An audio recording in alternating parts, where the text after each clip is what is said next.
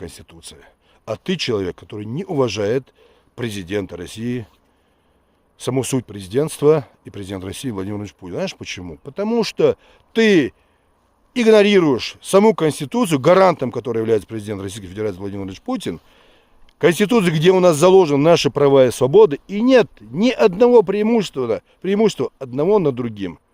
Даже при том, что русские являются титульной нацией, народообразующая нация, даже им не определена какая-то приоритетная линия, преимущество перед законом на национальном фундаменте.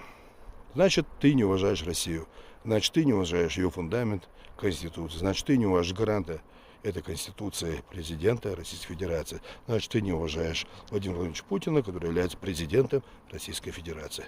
А дальше думай, кто ты, россиянин или иноприлетянин.